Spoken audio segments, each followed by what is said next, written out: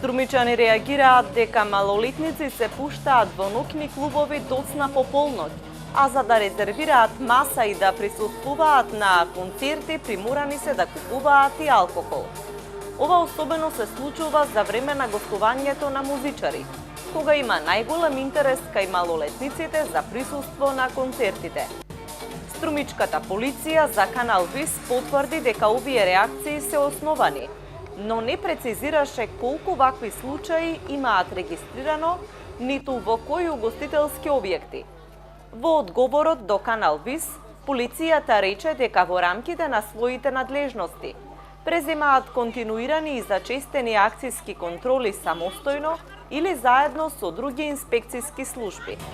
Освен тоа што се казнува присуство на малолетници после 24 часот во ноќните клубови, од полицијата информираат дека има казни и за точење алкохол на лица кои немаат наполнето 18 години, а се превземаат мерки и за прегласната музика која ги вознемирува граѓаните.